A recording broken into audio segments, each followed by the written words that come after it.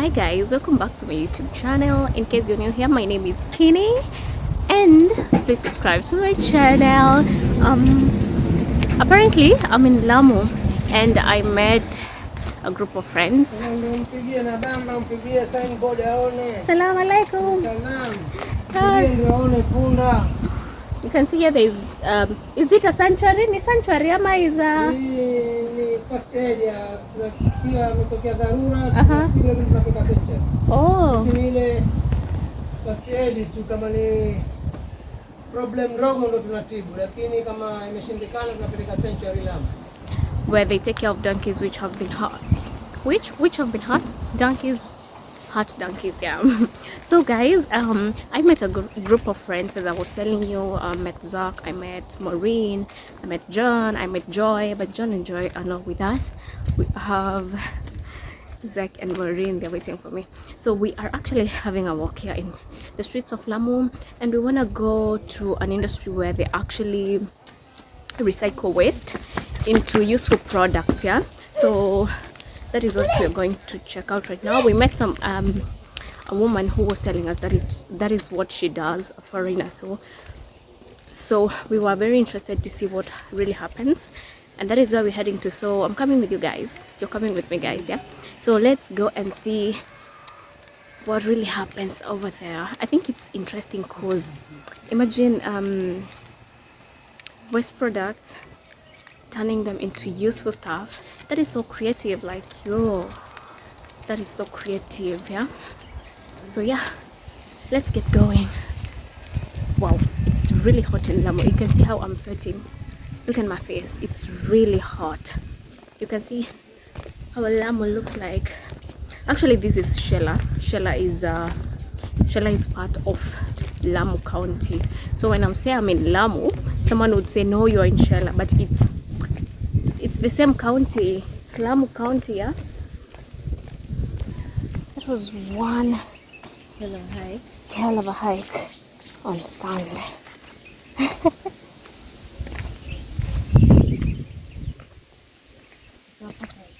It's really hot. Hey, are you sure your feet are not burning? Your feet are burning, right? Yeah. Oh my god. You do, baby.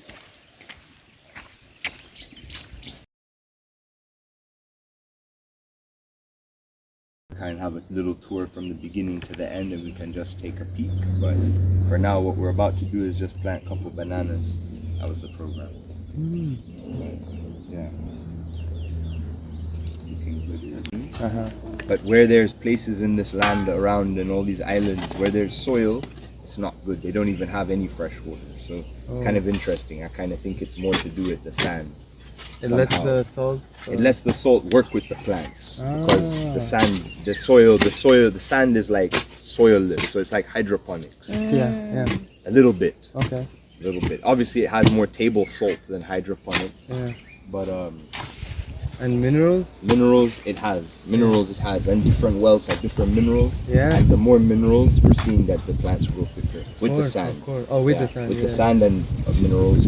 But that combination of more salt in a well works better for growth when there's sand included. Which shambas around here have sand, but you know it's working.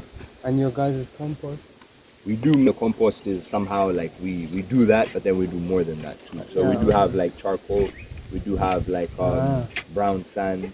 This is brown sand. This is dumped from the village, basically, that layer of brown sand. And I'll tell you something crazy.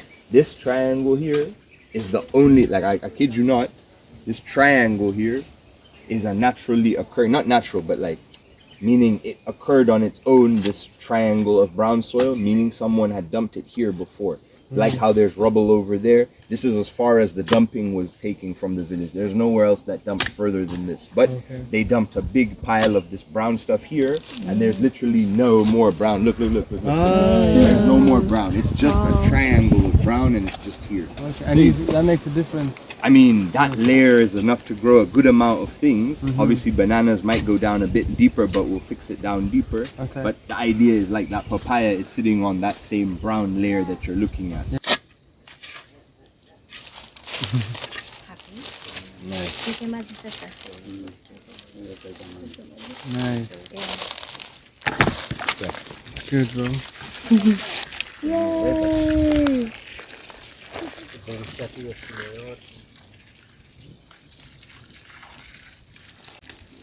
Yeah, it just dries over days and days basically, but at least it stays dry from the rain. At least That's cute. over here this way. So the wind just will go past this side, yeah, and then the hot air that is accumulating inside here because of the dark color inside, yeah, the air will just naturally rise and go up and out. And this was actually what we were meant to be talking about. Besides the bananas, is like the use cases of different things in a business sense. So in this case now, this is not our main business. I'm just using this as an example of how you can use it. There are people in this island, Natural Lamu specifically, they're called. They have like 10 of these, 15 of these, and they dry different things in the island.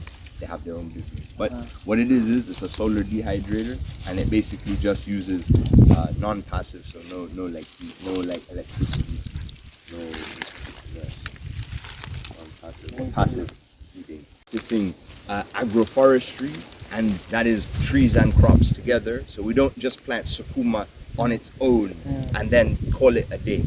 We plant everything else, which is cabbage. We plant everything else and then we integrate it together. So that's the first principle. And then the second principle is it's permaculture. So at the end of the day, permaculture observes everything science-based and in the world. And we know that if you have a forest that looks like if you have here's a great example. If you look around you right now, do you think that the soil is fertile or not fertile? You think no. You would look around you here. Would you think, yeah, here. No.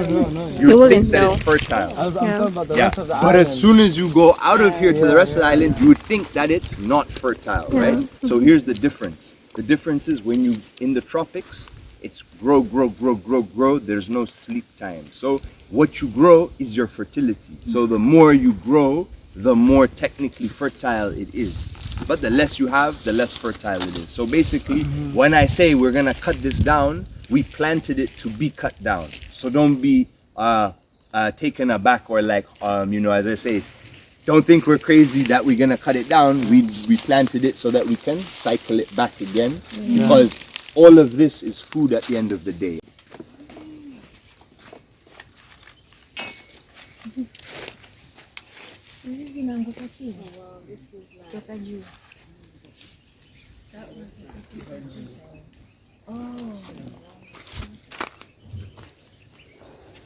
Thank you.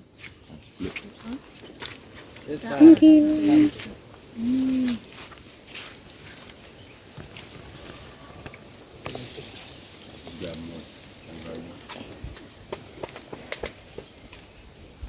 Who they were for? I got two. Anybody missing one? You can plant one. You can eat one. You can plant. Using mouth. Bite it, bite. Yeah. You can bite it. Oh, it's so hard. Yeah. There you go. Squeeze. Again. Squeeze it now. Oh, Now you can squeeze there you go. like this one. Oh. This will be the new place, and anything that's really like good, like soft and leafy and careful, it's okay. You might step on something sharp, but like this is all like leaf and just kind of stuff. So we done a composting experiment underneath this. Underneath here, there's just leaves, and we put them together, and probably tomorrow we'll be opening this at the final to check it out. We opened it yesterday and stuff, but basically this is here now for demonstration. And if we're gonna take something out of the leaf, we'll put it over there into like this natural fence, like these bones. We call them bones, all these little pieces of things, sticks and stuff. So we're only really left with the leaves to go into here. That pile still has to be researched through. But if it's a big bone, like those, will end up in that pile. If it's a cardboard, it's over in the back pile. But people are coming and throwing things. Like there's new piles over there. That pile on the road is new. Oh, so you have the door straight from Door the road. open, and people will come from their gardens and just come and throw stuff. And this is all coming from the village right now. So we're taking care of the village waste, but it's kind of tricky because obviously we don't have funds for it. But the point is that it's a lot. But that's why we have different techniques of just swallowing it. And the bones, like these big ones, we don't just swallow it. we do have a design that we use for these. Usually in neighboring shambas or around here, we'll do terracing. Like this terrace here was made with bones. You can check it out and see. All of that pile over there, we would just move it into here. This was the first time. We didn't do this every time. This was the first time. Now it's another time. But we filled this just with coconut shells, and we put some red soil, some brown sand on top of it. So it's a stable dune. Like you can do anything you want. Nothing's gonna happen here. But if we wanted to, we could bring all those coconuts, fill it up again, and make this the same height as up here. But you can only do it so many times before the landscape changes. So if we wanted to bury those into the sand in nature, they'd go eventually. But that's where we're trying to use them productively because they're super useful. But throw away their roofs as well. You know, you get roofs, you got the roof in there. Yeah, but that's mulch. That's for the soil. The coconuts, if you bury them, like coconuts are good for holding water. If you bury it in the sand, it's technically gonna help for it. So our induma beds, we put coconut at the bottom of them. If it's a bed that we need water in, you can. It's possible. It's possible. Is this in Kenya? You have this in Kenya? Yeah. What? These ones came from down coast. Wow, I didn't know that. Yeah. So when they're ripe, sometimes they turn yellow. Yeah, there's another one that goes yellow. There's our ones that go yellow. Yeah. Those ones are sweet. Like in the supermarket, you can get those ones that turn yellow that they're sweet. Bring this over there. But then the other ones in Mexico don't. Yeah, the ones in Mexico, you can get these yellow. You can get green small, green big. You can get yellow. You can get purple. You can get big, small. Okay. Yeah. And at the end of the day, these ones are the wild ones. Everyone knows the wild, like they're wild ones. But the fact that you can pick them off the floor in Lamu is a big deal because there's nothing that you can put on the floor that lasts months, if not weeks and months on the floor. It's because this shell, the insects, don't like what's inside, what's the chemical of the shell, and they don't like the oily, waxy. See how it's shiny? They don't like something that's on there, but that's enough. That's enough for us to get our yield. Mashallah, that's nice, bro.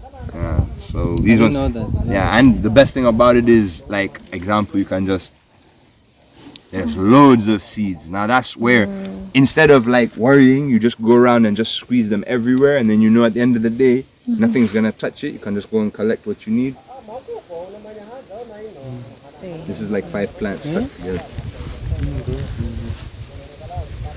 Got some of these yellow seeds.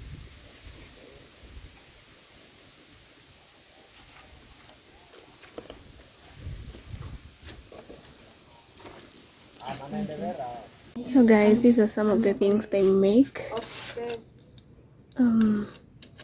Like from natural stuff. Like for example, like from natural trees. Of course, trees are natural. So Jamaican black castor oil. Oh, this is really good for hair. Wow. From you see, all these are products from trees. Neem oil, baobab oil, black seed oil, avocado oil, macadamia oil.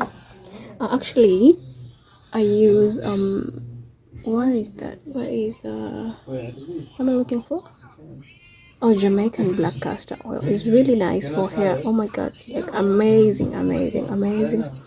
Yeah, they have really many products from trees.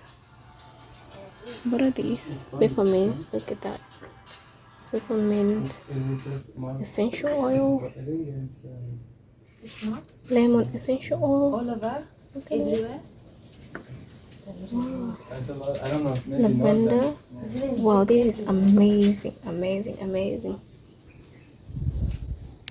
Wow, guys, that was a detailed tour of Earth Love Limited. Oh my god, they are doing awesome, crazily awesome, like recycling stuff, agroforestry. Oh my god, I'm so impressed. Honestly, I'm so impressed. Please leave a comment. Let me know, what do you think about the whole thing? What do you think about Earth Love Limited? Bottle tops. Yeah.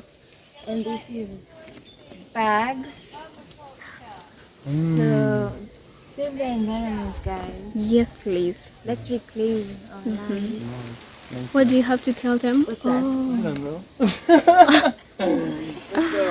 What do you have to tell them about Earth Love Limited? So today, Earth Love, I learned a lot from the guy named Imran. Yeah. He's a very intelligent guy. He knows lots of different things that people can benefit from in their gardens. There's lots to eat, lots to see, and mostly lots to learn. So that's why I think you should come to Earth Love in Lamu, Shella, and check things out and enjoy your time, learn something new, and make the world better. Yes, yes, yes. Earth Love Limited.